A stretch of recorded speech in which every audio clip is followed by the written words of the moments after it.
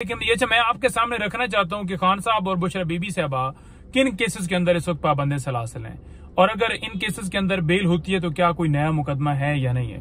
देखिए, सबसे पहले मैं आपको बताऊं कि खान साहब के ऊपर जो केसेस हैं जिनमें इस वक्त वो पाबंद सलासिल हैं वो दो तरह के हैं। एक है तोशा खाना, जो पार्ट 4 स्टार्ट किया गया, नई घड़ियां निकल आई और जिसमें गिरफ्तारी जो है वो गैर कानूनी तरीके से डाली गई। जैसे 9 मई को खान साहब को अगवा किया गया था और उस वक्त इसी तरह से किया गया था। तो इसमें भी यही किया गया कि खान साहब और बीबी साहबा दोनों ने प्रीवियस बेल्स जो हैं वो अदालत में मूव की। अब अदालत को चाहिए था कि as a matter of right previous bails जो हैं वो दी जाए, लेकिन नहीं दी गई। और साथ जो तोशा खाना केस के अंदर नोटिस दिए गए थे खान साहब और बीबी साहबा को, उनको भी हालांकि चैलेंज किया गया था इस्लामाबाद हाई कोर्ट में, जहां पर चीफ जस्टिस उमर फारूक साहब वो केस सुन सकते थे, लेकिन 5 दफा लगने के बाद भी वो ना सुना गया। कभी बेंच अवेलेबल नहीं है, कभी जज अवेलेबल नहीं है।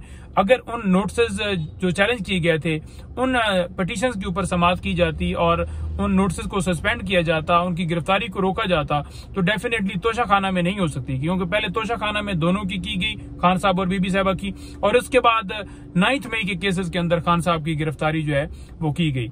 अच्छा, मैं बड़ा क्लियर हो गया कि एक खान साहब के ऊपर तोशा खाना केस के अंदर गिरफ्तारी है और बाकी जो 9 मई के केसेस हैं उनमें गिरफ्तारी डाली गई है। इसी तरह बुशरा बीबी साहबा जो है वो इस वक्त सिर्फ और सिर्फ तोशा खाना केस के अंदर उनकी गिरफ्तारी डाली हुई है।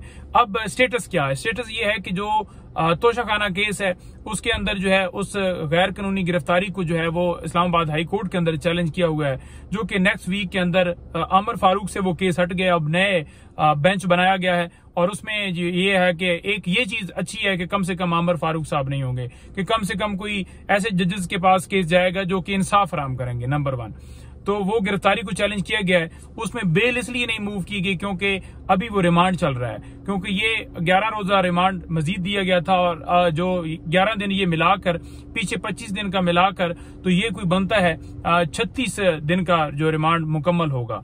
तो 36 दिन के रिमांड के बाद हो सकता है फिर 4 दिन का दिया जाए और 40 दिन पूरी किए जाए, क्योंकि नैब के अंदर तरमीम इसलिए लाई गई थी कि 40 दिन जो रिमांड है कि खान साहब की जब गिरफ्तारी डाली जाए तो वो पूरा किया जाए।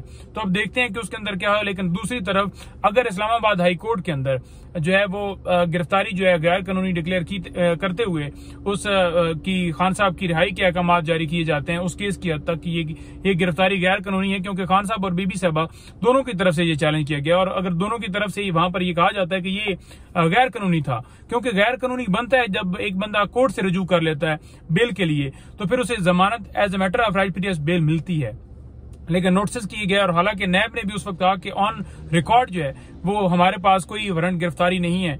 तो उस सूरत हाल के अंदर जब कोर्ट देखेगी कि वाकई जब उन्होंने भी ये कहा और इन्होंने बेल्स भी मूव कर दी थी खान साहब और बीबी साहब ने, तो फिर ये तो गिरफ्तारी करनी ही नहीं चाहिए थी और ये गैर कानूनी गिरफ्तारी थी, तो फिर उसकी हद तक जो है मामला जो है वो हो सकता है। लेकिन इसमें सिर्फ ये है कि खान साहब और बीबी साहबा वो दोनों उनकी हद तक इसमें ऑर्डर अगर आए तो सिर्फ बीबी साहबा वो उनकी रिहाई यकीनी हो सकती है। हाँ, ये ना हो कि एक नया मुकदमा बनाकर, क्योंकि इनसे तो कोई अच्छे की उम्मीद नहीं है ना कि एक मुकदमे में बरी होता है बंदा तो नए में उठा लेते हैं। किसी सूरत भी आपने ये यकीन नहीं करना कि कोई अच्छे की उम्मीद है इनसे।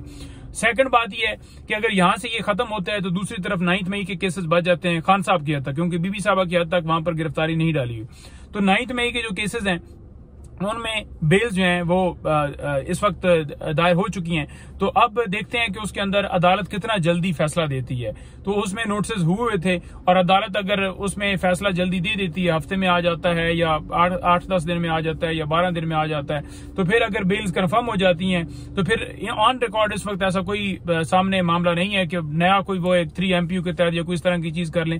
ऑन रिकॉर्ड ऐसी कोई चीज नहीं है जिससे वो कहें कि जनाब ये गिरफ्तारी जो है इसमें हम डाल रहे हैं, क्योंकि जितने केसेस प्रेजेंट चल रहे हैं उनकी मैंने आपको तफसीलात बता दी कि इनमें गिरफ्तारी डाली गई है। हाँ, छुपा के कोई ऐसा रखा हुआ हो या कोई इंक्वायरी या कोई मामला, उसके लिए ये है कि एक तरीकाकार है कि हाई कोर्ट में पिटीशंस दायर की जाएं। तो उस हवाले से जो है वो हमारी कार्रवाई जो है वो जारी है। आपने देखा होगा कि बुशरा बीबी साहबा के मुकदमात की जो तफसीलात आई तो उसमें 12 नए मुकदमात जो है आपके सामने है, जिसमें 9 मई के केसेस थे 11 और एक और केस था।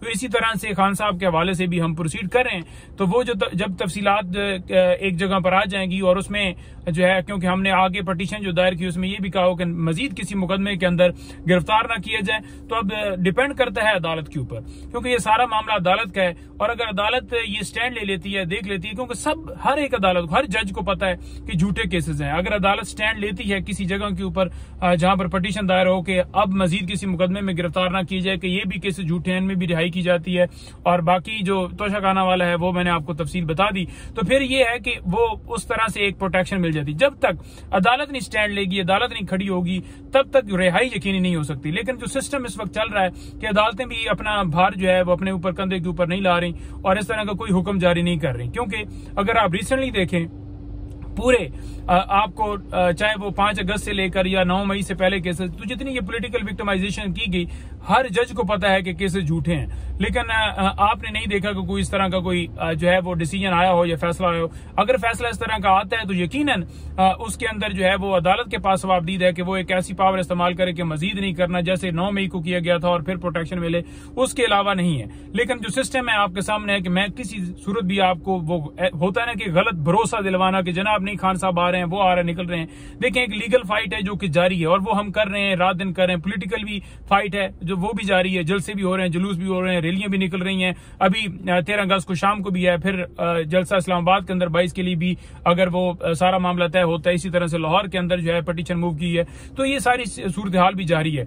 ये ज्यादा केसेस जो हैं वो लीगल नहीं है, ये ज्यादा पॉलिटिकल मामला है, तो पॉलिटिकल तरीके से इन्हें हल करना है। लेकिन यहां पर मैं ये जरूर कहूंगा कि अदालतों को चाहिए कि वो अपने कंधों पर जिम्मेदारी लें और मुल्क के अंदर इंसाफ फराहम करें। बहुत शुक्रिया।